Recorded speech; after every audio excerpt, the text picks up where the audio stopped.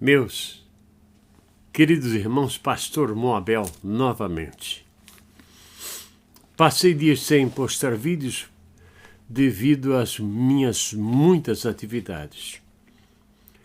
Nos últimos 12 dias viajei em torno de 9.000 quilômetros. Foi muita coisa. E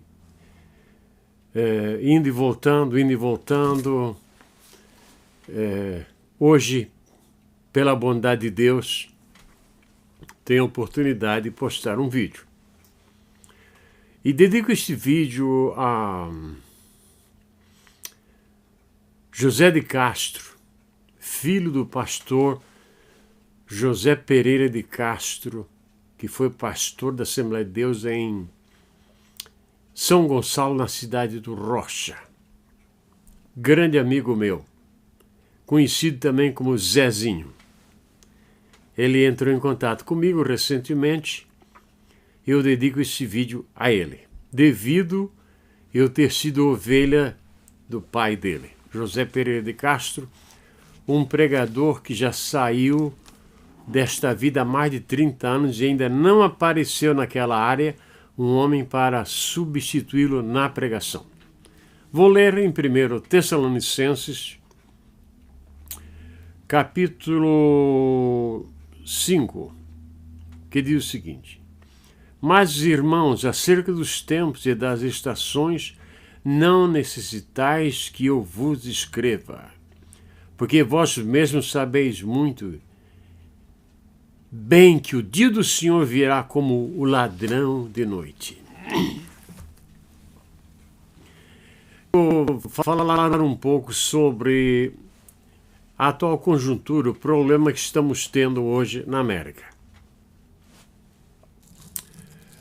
A América é um país de democracia e sempre os poderes se trocam. Ora é democrata, outra hora é republicano, e assim eles vão indo.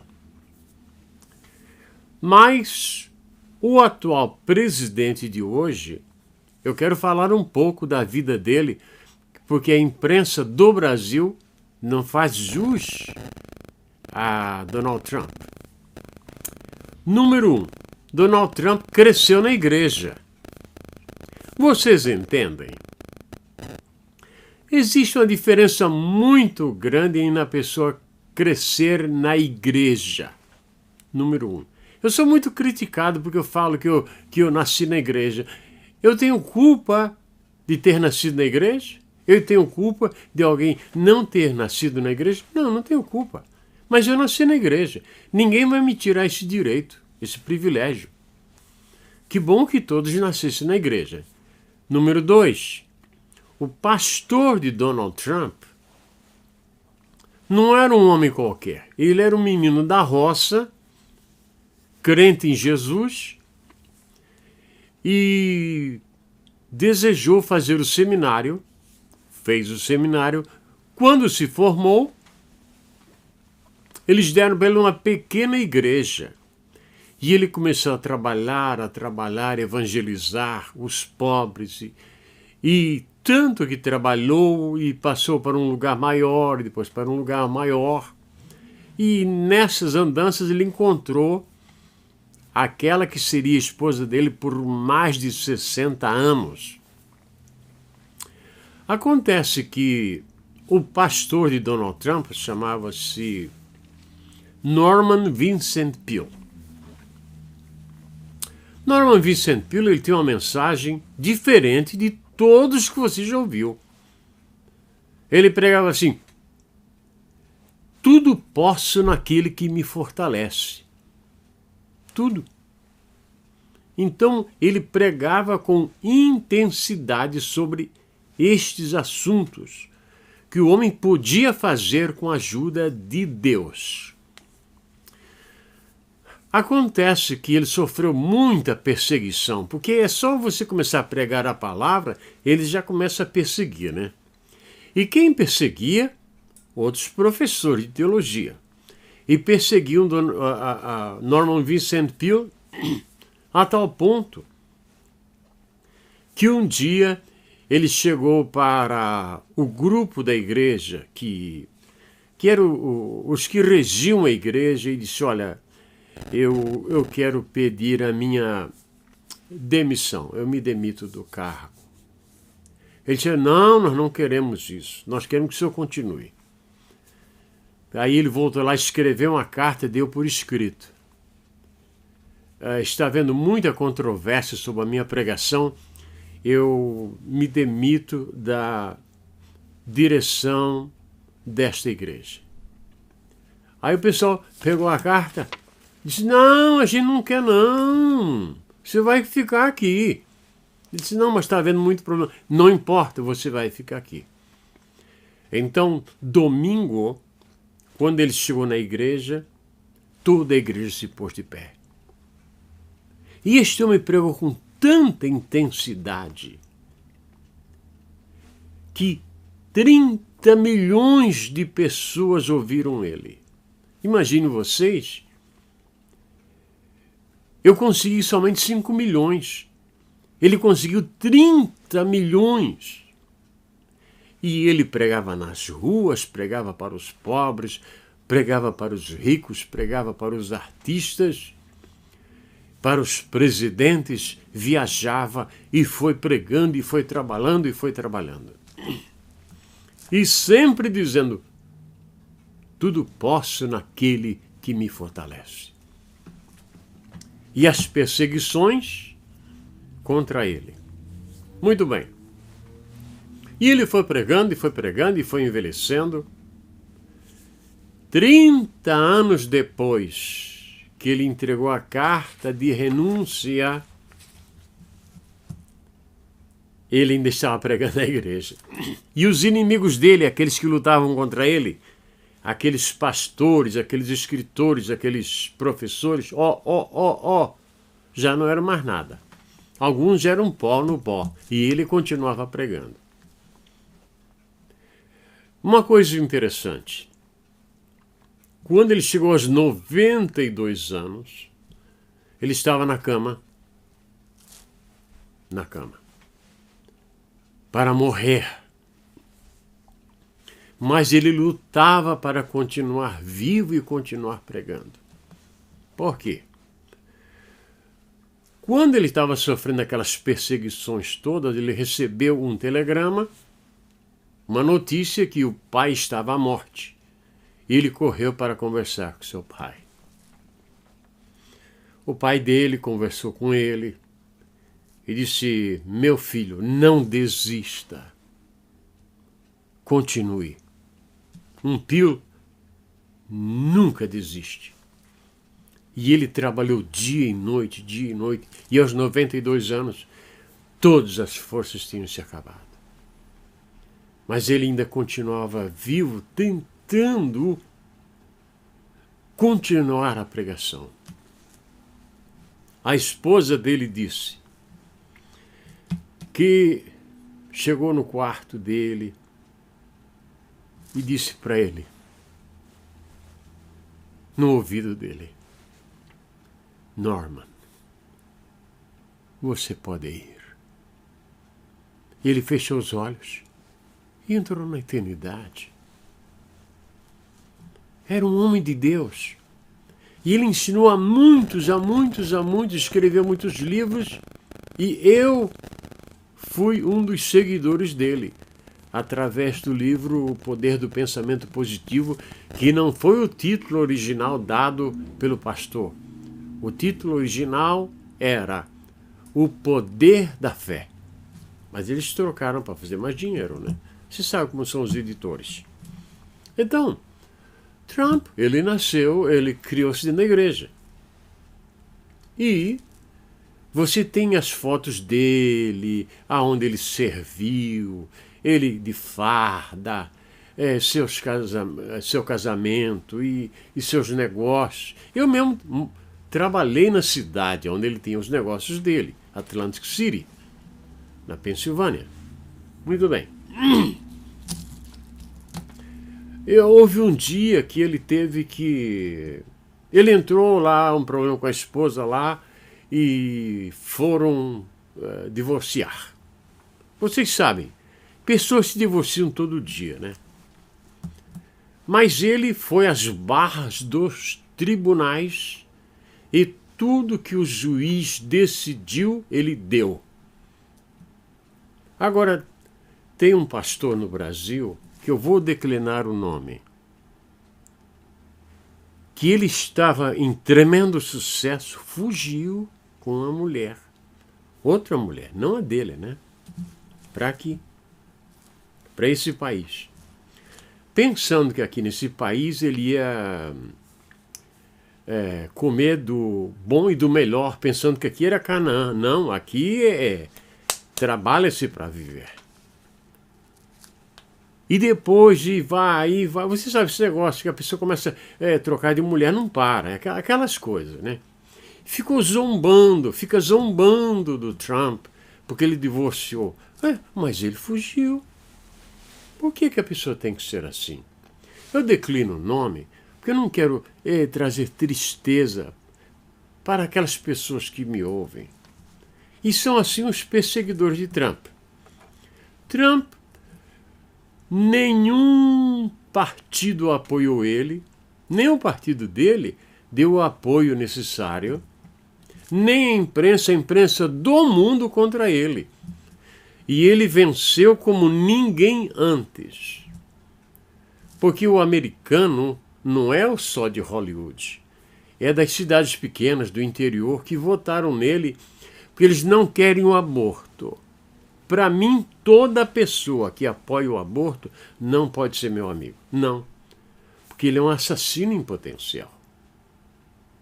Ele é contra casamentos que não são casamentos como nós sempre conhecemos. Ele é contra a liberação da droga. Aqui foi liberado droga. Ele não quer isso. Mas você já imaginou quantos bilhões gera a droga no mundo?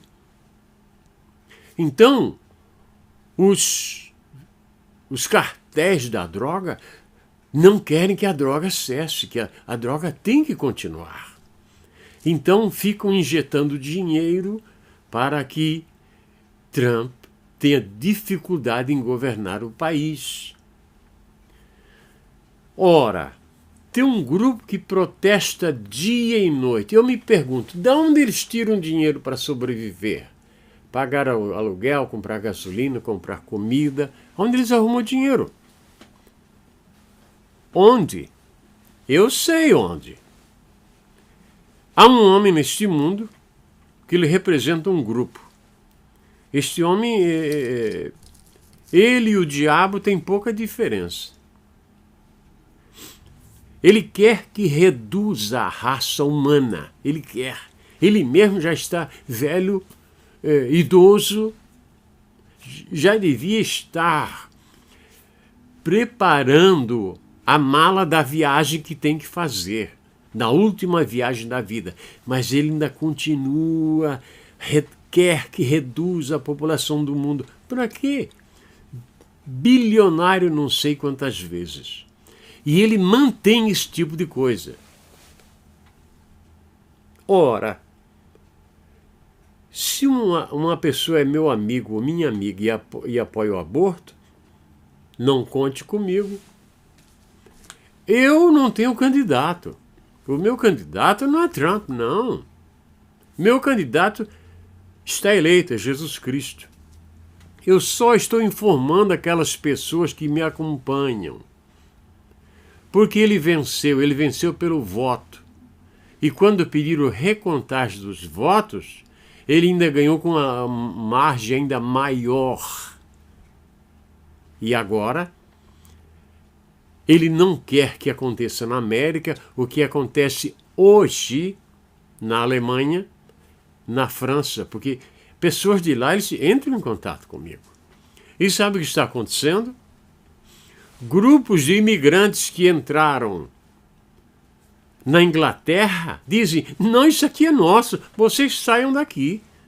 Nós aqui somos maioria, saiam daqui. Que tem muito dinheiro envolvido. Na França, o francês está acuado, escondido, porque não sabe o que fazer. E na Alemanha? A Alemanha era um país que uma mulher podia sair nua na rua, ninguém dizia nada. Ninguém dizia nada, nem uma palavra. Cada um cuidava da sua própria vida. Agora estes imigrantes entraram lá e atacam as mulheres, atacam as mulheres, atacam as mulheres, e não há como controlar isso. E sabe quem foi o autor dessa tragédia? Este Papa que está aí. Eu não quero ofender os católicos que me acompanham, não. Mas esse Papa que está aí não sabe nada, não. Definitivamente não sabe nada. E aí, ele foi na ONU, ele fez campanhas fortíssimas para que as portas da Europa fossem abertas para estes imigrantes, que eu não quero dizer o nome. E tanto que ele fez campanha que eles entraram. Mas lá no Vaticano ele não deixa entrar. Deixa? Não. Lá não. Na casa dos outros vamos fazer bagunça. Agora na minha casa não. Agora ele está calado, quieto. Eu perguntaria para ele: senhor Papa, a ideia que o senhor deu está muito ruim. O que é que o senhor vai fazer agora? Você tem que fazer alguma coisa. Porque você queria que eles entrassem, eles entraram. E agora as mulheres estão sendo estupradas. Como é que fica agora essa situação? O Papa deve cuidar de religião. Não de política. Porque ele deve cuidar do rebanho dele. Muito bem. Agora, gente de todo lado, pagos, né? Esquerda, pagos. Eles tocam fogo nas coisas, quebram as coisas, como no Brasil. No Brasil a esquerda não fez isso? Fez.